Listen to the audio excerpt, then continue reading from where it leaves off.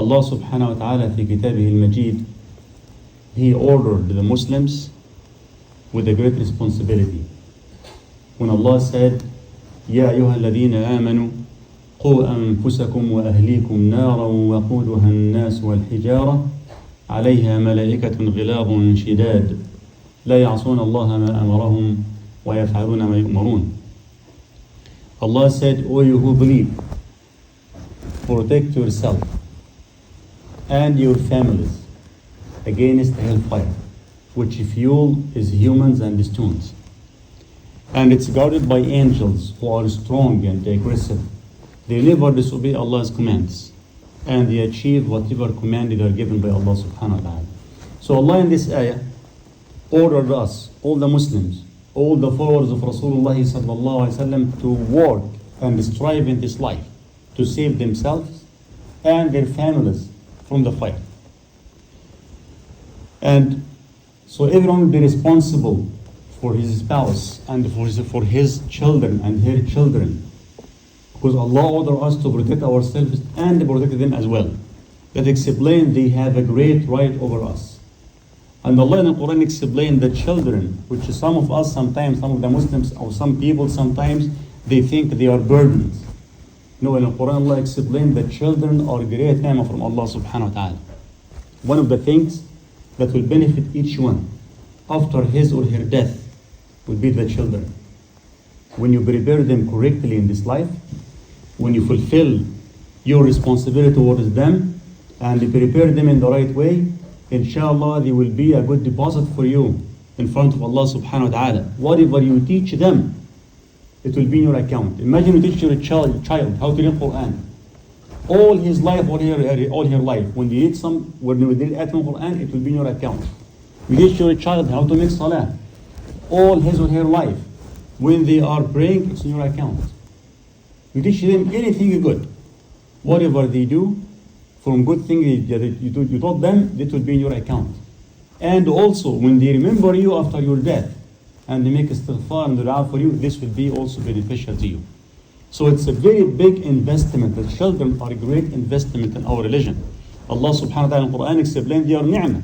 They are not hardship.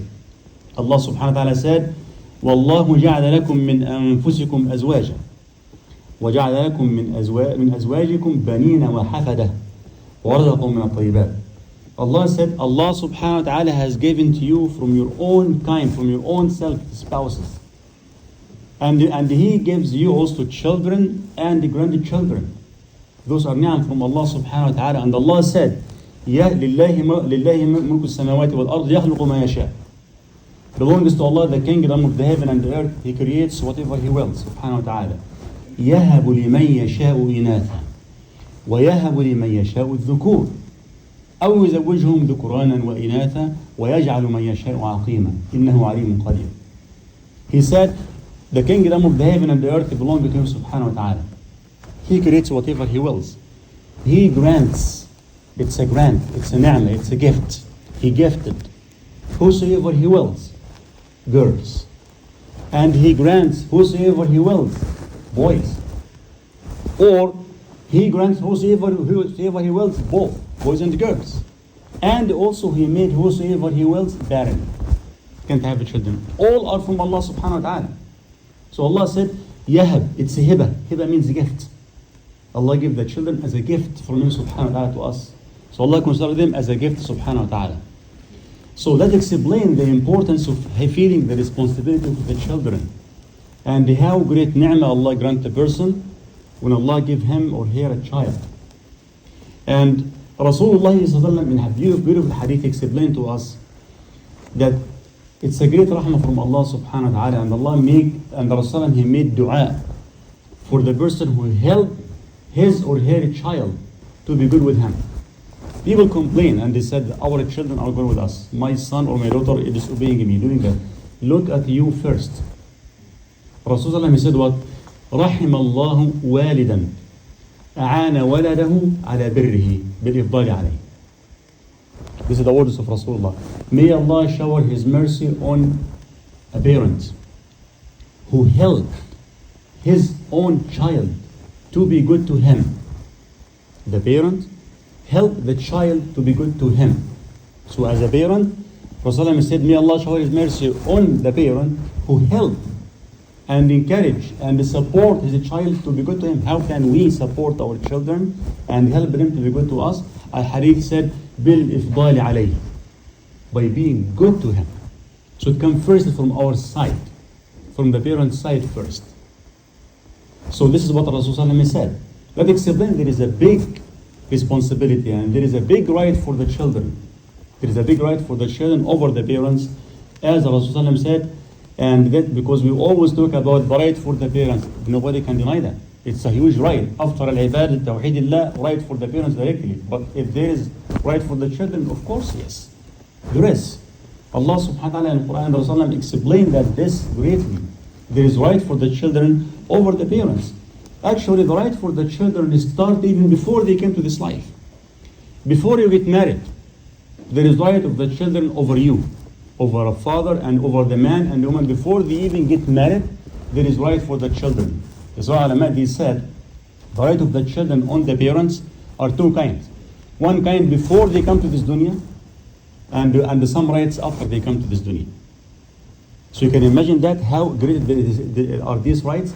Before the children even born, before even marriage, there is right for the children. What is that? The good choice. To choose perfectly. The husband to choose the right wife. And the wife to choose the right husband. What is the definition of right husband and right wife? The words of Rasulullah explain that. Rasulullah, he said, تُنْكَحِ الْمَرْأَةُ لِأَرْبَعٍ. Hadith we heard many times. The woman, people will have desire to marry her for one of four reasons. لِجَمَالِهَا, for her beauty, because of her money, because of her family, and because of her manners and religion. Because of her religion. And there is one command in this hadith. Just one order of Rasulullah here. There is no second order, just one order. He said, فَظْفَرْ بِذَاتِ الدِّينِ. He said, be careful and go and take the one who has a good religion. So this is the only command in hadith. He didn't say go and take the one with beauty or with the money or with the family. This is subsidiary. But the basic reason, the basic thing you look for as a man, it will be a deen. There is no problem to be deen with other things, but the main thing you look for will be a deen. Because most of us, most of the men, when they look for themselves. But you have to put in your mind and teach our children. You are looking for you and for your coming children. You are choosing a mother for them. One who can prepare them, one who can educate them, who can have something to teach them. Not to be selfish and look only for myself. I need to also look for the future. If Allah give me children, will this be a good mother or not? Same thing for the woman. Rasulullah sallallahu alaihi wasallam, he said, إِذَا يَتَاكُمْ مَنْ تَرْضَوْنَ دِينَهُ وَخُلُقَهُ فَزَوِّجُوهُ إِلَّا تَفْعَلُوا تَكُنْ فِتْنَةٌ فِي الْأَرْضِ وَفَسَادٌ عَرِيضٌ. He said, if the one came to propose to your daughter or your sister, and is the one that you are satisfied, you know that he has a good religion and a good manners, then don't refuse. Otherwise, it will be a big corruption in the earth. So here, choosing the right wife and choosing the right husband, this is actually one of the right of the children before they come to this dunya. So before they come to this dunya, Allah subhanahu wa ta'ala make right for them. Another right for them on the parents to choose the good name for the child. Choosing a good name. Sometimes people actually don't. I feel that sometimes people just want to look for a unique name. Nobody named it before, and it can mean it can mean bad. It can mean bad. And so somebody came one time asking me about, I want to name my child that word. He get a word from the Quran. I told him, do you know what this word means? And he said, no, but it sounds good. Yeah, but the word means punishment. That's not a good meaning to give to a child. So you have to look for the good name. And Rasulullah, when somebody came to him, convert to Islam, he sallallahu used to ask them about the name. If the name means something bad, they're adults. He changed the name sallallahu. When Abdullah Dhul Bijarain radiallahu anhu came to Rasulullah and he came and converted to Islam, told him, what is your name? He said, Abdul Uzza. This is the name his parents gave him. He told him, La, no, you are Abdullah. And this became his name, Abdullah. So when the name is bad, he changed the name, sallallahu alaihi wasallam. So when you give the child a name, you need to look for a good name. Because the ulama, they said, every child, every person has some share of the meaning of his name. If the name means bad, can have some effect and influence on the person as well. So this is the second right, and there is so many rights for the children. And another right, which educating them, preparing them in the good manner of Islam. See what Islam told us to do. What are the good manners Islam considers as a good manners, and teach this to the child. And look for the bad manners which Islam considers as a bad manner, and teach the child to avoid that. From a very young age. Sometimes we delay and they keep delaying and said, oh, he's still 1 year old, he's still 2, he's 3, he's 4, he's 5, he's in middle school, he's in high school. When? For how long you are waiting? For how long you are waiting? You see in the masjid, for example, the children may be in high school and you see their behavior in the house of Allah, it's unacceptable. For how long the parents are waiting for? When you will teach the children then? So this is a big responsibility. So Rasulullah, Allah subhanahu wa ta'ala, as I said in the very beginning, the first ayah I mentioned in the khutbah, قُوا أَنفُسَكُمْ وَأَهْلِيكُمْ نَارًا. Save yourselves, protect yourselves and your children against the hellfire. How to do that? By teaching them what Islam told them to do, and to teach them also to avoid what Islam told them to avoid. And Rasulullah sallallahu alayhi wa sallam, and he said, إِنَّ اللَّهَ سَائِلٌ كُلَّ رَاعٍ عَمَّا اسْتَرْعَاهُ حفظ أن ضيع حتى يسأل الرجل عن أهل بيته. Verily Allah will ask every responsible father or a mother about the responsibility he gave them, the children, the property, everything. The question will be what? حفظ أن ضيع. Did he fulfill the responsibility? Did he keep it, protect it, or he wasted it? Till the person will be asked about his family members. My dear respected brothers and sisters, we will go through a very tough test, very tough exam. Imagine that you scored a 10 out of 10 for yourself. You have a wife. You have maybe 4, 5, 2, 3 children. You will be asked about each one of them. And if the person did not fulfill the responsibility for each one, will keep going down, will losing points. It's not easy. So Rasulullah said, Allah will ask every responsible person about the responsibility he granted him or her, till the person will be asked, or the man will be asked about his family members. Ali ibn Tayyib radiallahu anh, when he was talking about this ayah, save yourself and your family from the hellfire, the meaning he gave to this ayah, he said, meaning أَدِّبُوهُمْ وَعَلِّمُوهُمْ, means educate them and bring them up correctly. Because this is how to protect them. If you leave them to this dunya and to involve in sins and involve in the desires, they will be lost. But if the person does not educate the children and take care of them from a very young age, they will be lost. So he said, أَدِّبُوهُمْ وَعَلِّمُوهُم, this is the meaning of it. Educate them and bring them up correctly. Rasulullah sallallahu alayhi wa sallam, he told us, the hadith we know it. I'm not saying anything new. But sometimes we forget the meaning of it, or we know the hadith for the sake of knowing it. We know hadith in Nabi sallallahu alayhi wa sallam when he said, مُرُوا أَوْدَلَكُمْ بِالصَّلَاةِ لِسَبْعَ وَضْرِبُوهُمْ عَلَيْهَا لِعَشْرٍ. Order your children to start offering a prayer 5 times a day when they are 7 years old. 7 years old in our time now, consider them still babies, kindergarten. But Islam told us in that age, you have to educate, tell them, order them, not only just ask them, no, order them more with the prayer. And if they miss the prayer or start to ignore it when they are 10, you punish them for that. From a very young age, Islam told us to be careful about the children and educating them. And so what I am saying that now, we have to educate our children. So the parents, when they're sitting and see the children do something wrong and did not try to correct that, they are sinful. They are doing a mistake and they are in sin. When you are in the house of Allah subhanahu wa ta'ala, children are running, making a noise, disturbing al-musallin, making what is not allowed to be done in different places, that will be a sin from the parents. This is the responsibility Allah subhanahu wa ta'ala will ask us about it.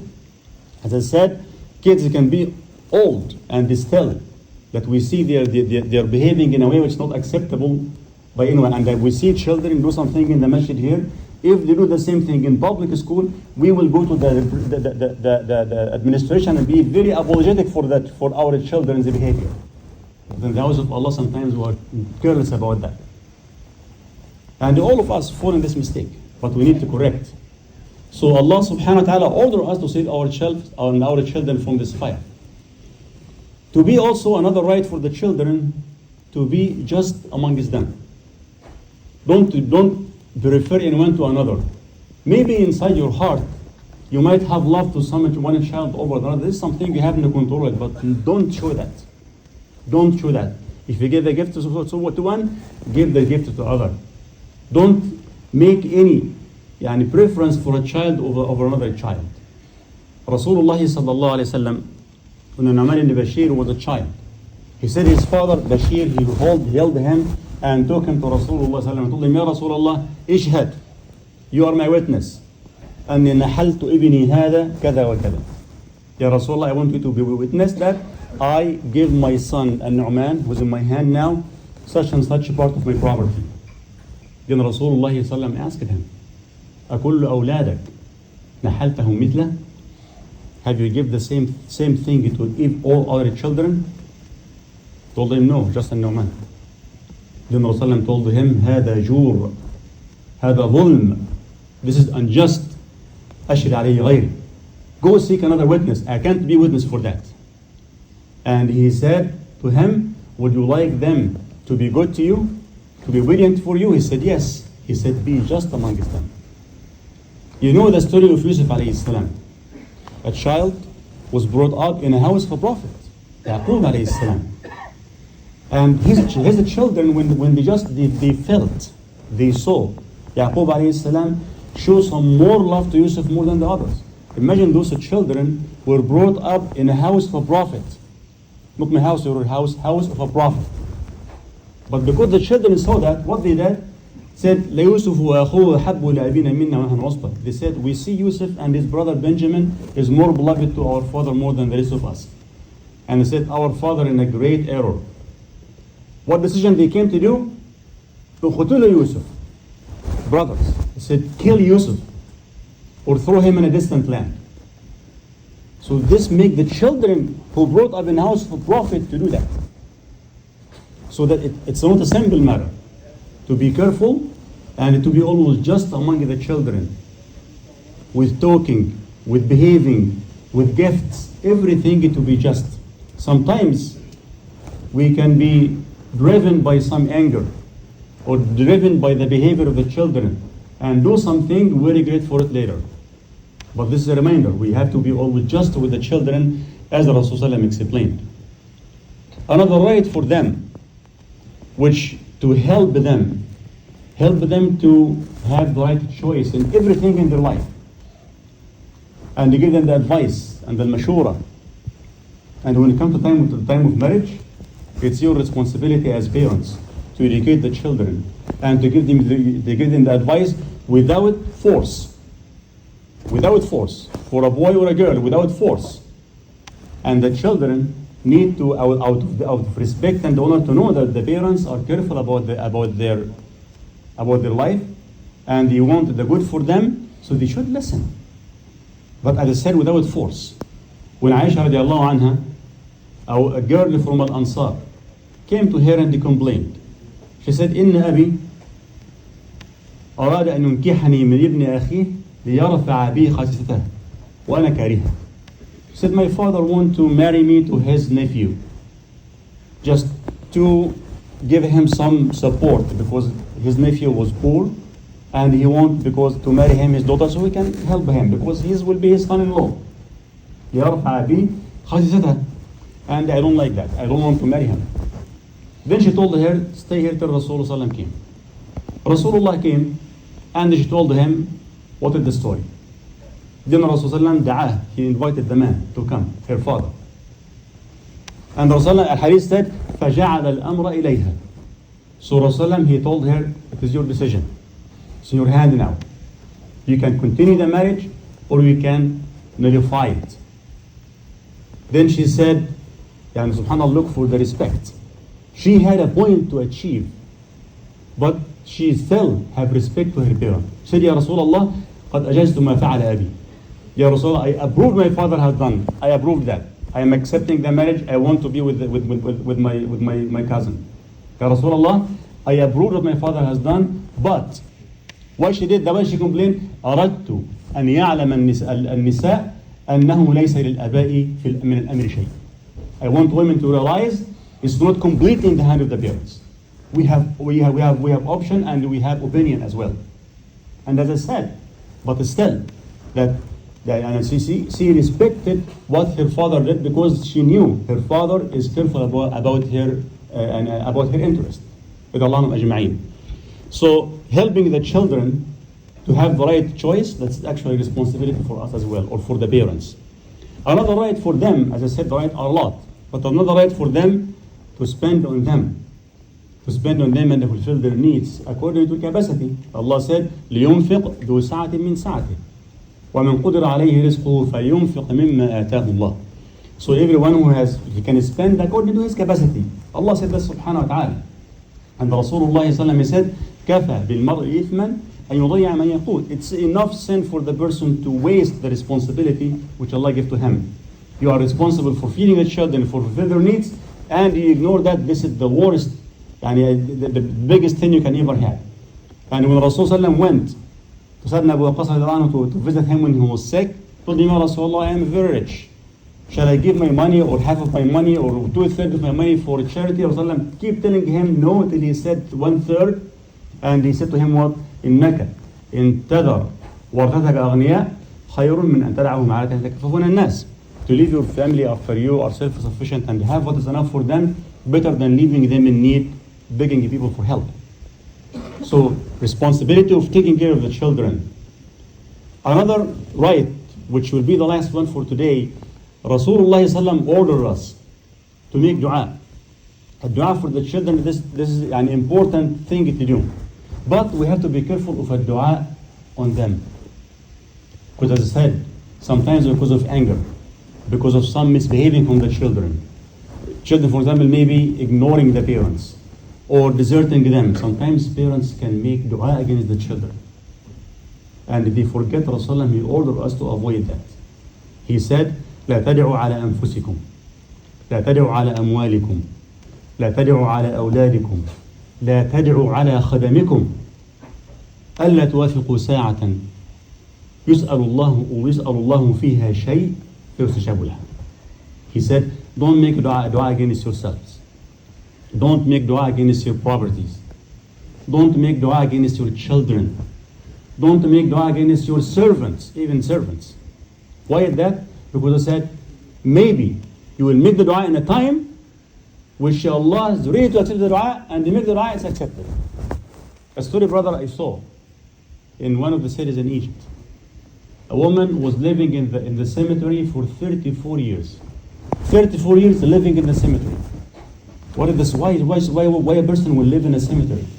Next to a grave, she built a small room and she lived there for 34 years. When she was asked, she said, those graves are my children, 4 of them. 4 graves.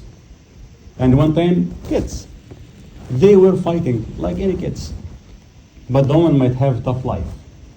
Then she said, may Allah make you all die on the same day. And Allah accepted. They died in the same day. She said between each one about an hour. One died an hour, another one, an hour, another one. 4 of them in the same day. Allah accepted what she asked for. Subhanahu wa ta'ala. So when you make dua, be careful. Don't make dua, you will regret for after that.